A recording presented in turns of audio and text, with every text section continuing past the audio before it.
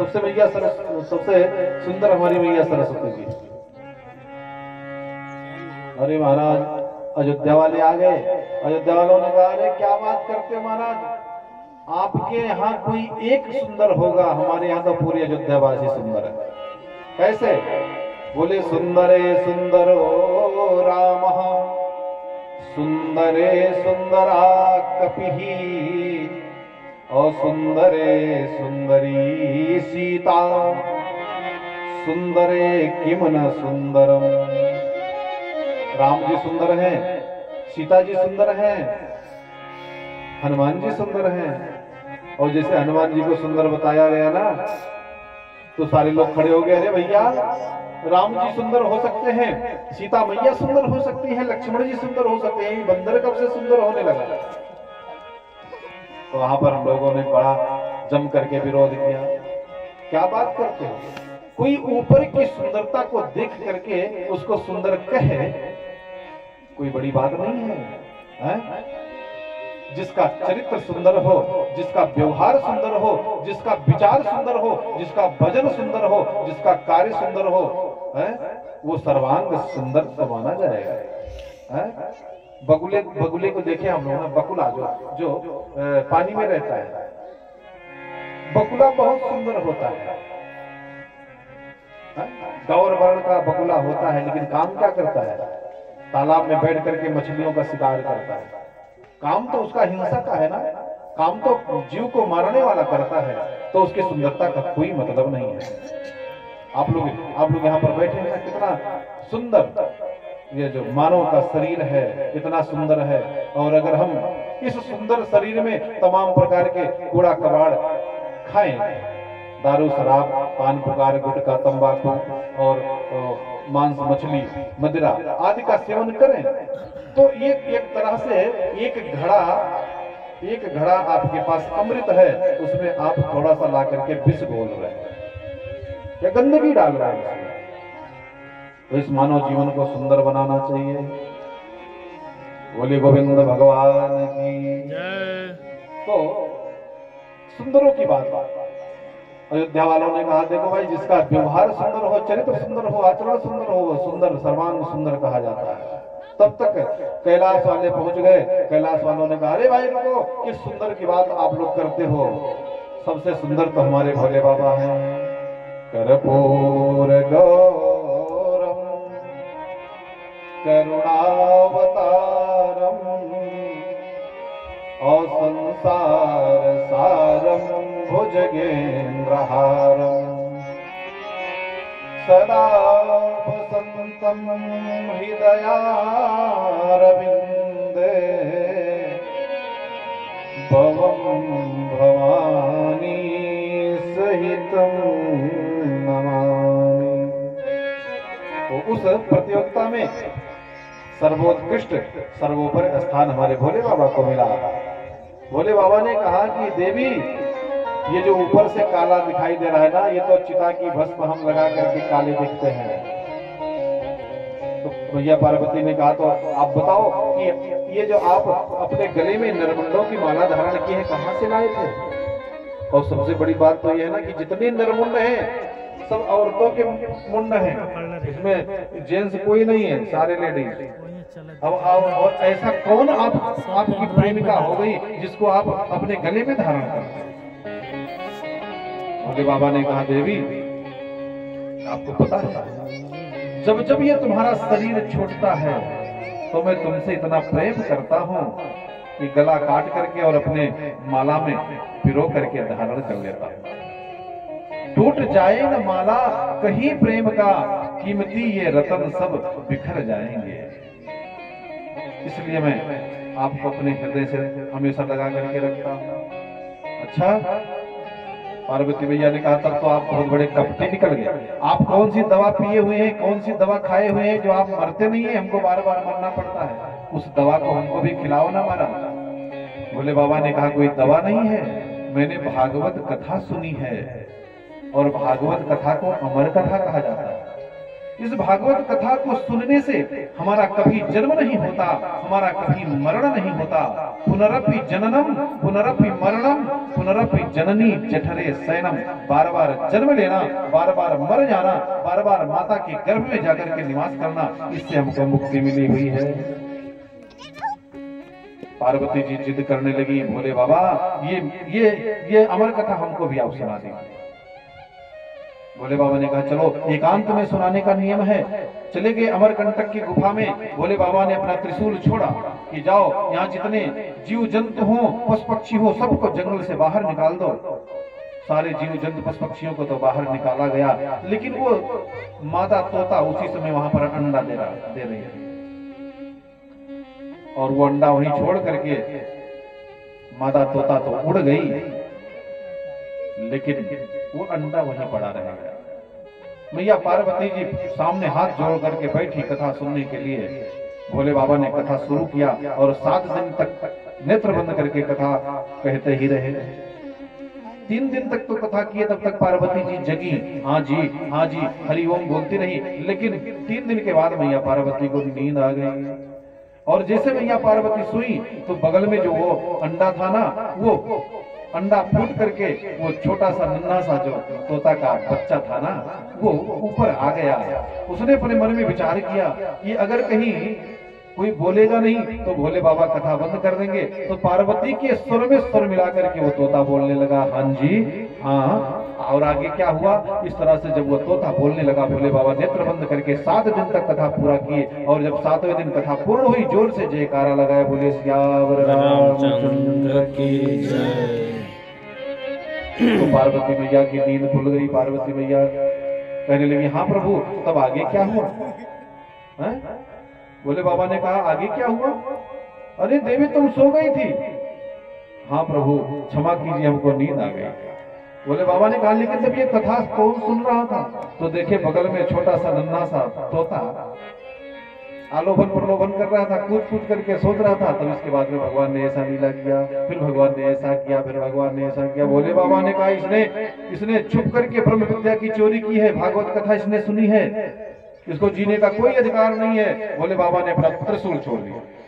अब वो जब त्रिशूल छोड़ा तो आगे आगे तोता उड़ा, पीछे पीछे त्रिशूल लगा है, तो भोले बाबा का त्रिशूल है। कौन शरण में ले सकता है? चारों तरफ वो तोता उड़ता गया, लेकिन किसी ने अपने शरण में नहीं लिया।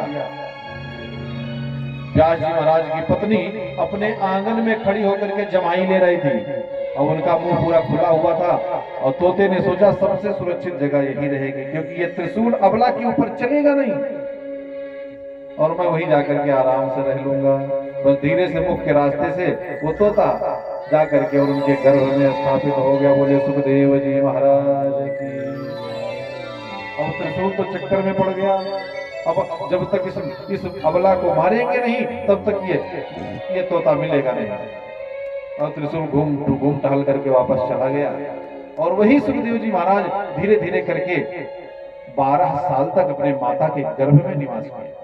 और 12 वर्ष के बाद में जब पिताजी ने बहुत निवेदन किया, तो सुखदेव जी महाराज मातृ गर्भ से बाहर आए, माता पिता को प्रणाम करके सीधे परिव्राजक बन गए, जंगल की यात्रा किए। जंगल में जाकर के श्री सुखदेव जी महाराज निराकार ब्रह्म की उपासना करने लगे। यम प्रव्रजन्तमनुपेतम वेद कृत्यम द्वैपायनो विरह कातरया जुहाव पुत्रेति तन्मयतया तरवो विनेदो तम सर्वभूत हृदयं मुनिमानतोऽस्मि। महाराज इस प्रकार से सुखदेव जी महाराज को प्रणाम करके सूत जी महाराज ऋषियों के 6 प्रश्नों का उत्तर देने के लिए तैयार हुए। सबई पुंसाम परो धर्मो यतो भक्तिरधोक्षजे अहेतुक्य प्रतिहता यात्मा संप्रसीदति। सूत जी महाराज कहते हैं, सबई पुंसाम परो धर्म। आपने पहला प्रश्न किया था ना कि मानव जीवन का परम धर्म क्या है। तो मानव जीवन का परम धर्म यही है प्यारे कि भगवान के भक्ति में लगे, नारायण की भक्ति करे, लेकिन उस भक्ति में किसी प्रकार से कोई हेतु न हो, उस भक्ति में किसी प्रकार का कोई स्वार्थ न हो। ऐसा नहीं कि हम भगवान की मंदिर में जाते हैं, हनुमान जी का दोनों समय पूजा करते हैं और हनुमान जी से कहे, हे हनुमान जी महाराज हम आपकी आरती करते हैं, इसके बदले में हमारा 4 मंजिला मकान बनवा दो, हमारी नौकरी लगवा दो। अरे भाई हनुमान जी सब देख रहे हैं, आपको कहने की जरूरत नहीं है, ये तो स्वार्थ हो गया ना। भगवान कहते हैं आप पूरी दुनिया वालों से व्यापार करो, लेकिन कम से कम हमसे तो प्यार करो प्यारे।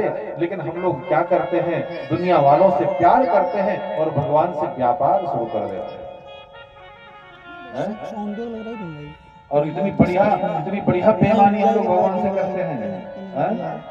कहते हैं कि तन मन धन सब तेरा, तेरा तुझको अर्पण, क्या लागे मेरा, क्या लागे मेरा।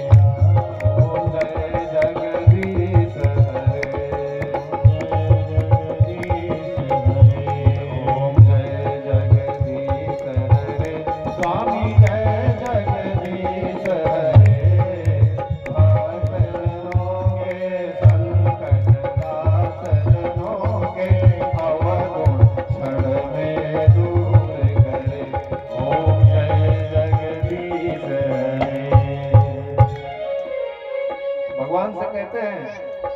तन भी ले लो, मन भी ले लो और धन भी ले लो। हे महाराज ये तन भी तुम्हारा है, मन भी तुम्हारा है और धन भी तुम्हारा है। ठीक है भाई, होना भी चाहिए, सब कुछ भगवान का तो ही दिया हुआ है। और लोग कहते भी हैं, थोड़ा सा जो लोग पैसा वैसा कमाने लगते हैं ना, नए नए धनी, तो लोग कहते हैं भगवान का दिया हुआ है, लेकिन अंदर से स्वीकार नहीं करते। और कल मैंने कहा था ना कि 4 मंजिला घर बनवाते हैं तो कहते हैं मैंने बनवाया, और भूकंप आया जब गिर जाता तो कहते भगवान ने गिरा दिया, भगवान को दोष देते हैं। तो हम लोग भगवान से बेईमानी कितनी बढ़िया करते हैं। तन मन धन सब तेरा, तेरा तुझको अर्पण, क्या लागे मेरा। लेकिन उसी आरती में कितनी बढ़िया सफाई देते हैं, और फिर स्वार्थ कितना बढ़िया दिखा देते हैं कि सुख संपत्ति घर आवे, कष्ट मिटे तन का। ओम जय जगदीश हरे, ओम जय जगदीश हरे, स्वामी जय जगदीश हरे।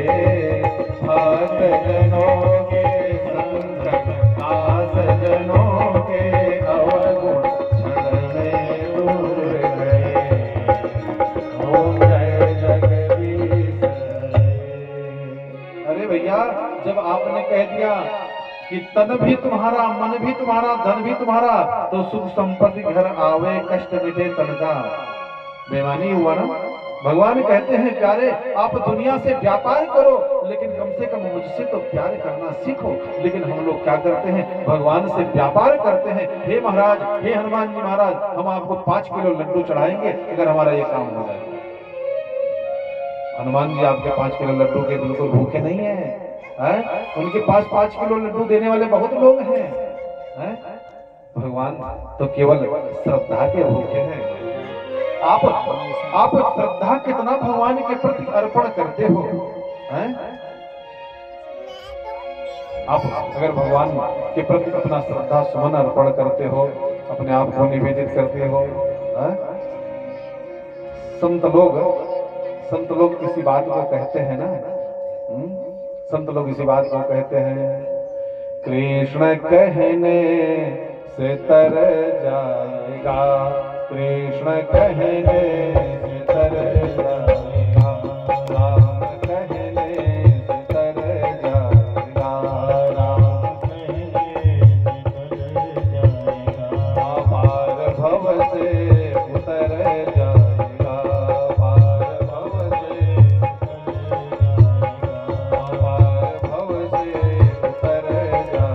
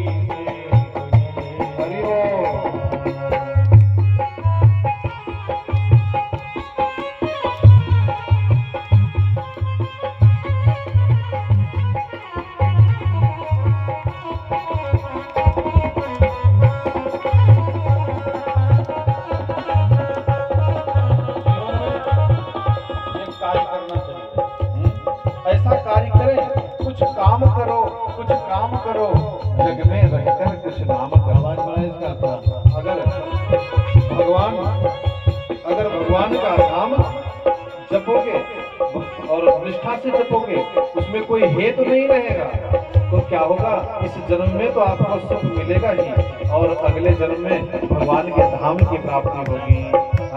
और ये जो मानव का जीवन है, मानव का जो शरीर है प्यारे ना, ये बड़ी ही मुश्किल से मिला है। कितना तपस्या करने के बाद 84 लाख योनियों में भटकने के बाद में तब ये मानव जीवन मिला है। संत कहते हैं बड़ी मुश्किल से नर तन मिला,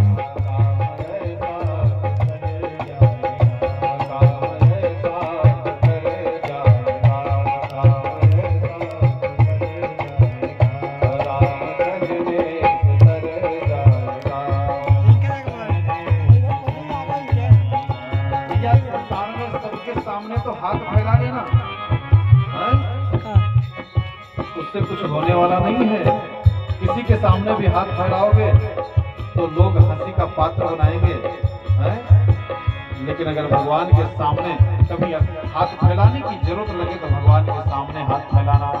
संत कहते हैं उसके आगे तू झोली फैला, उसके आगे तू झोली फैला, उसके आगे तू झोली फैला, उसके आगे तू झोली फैला, आधा झोली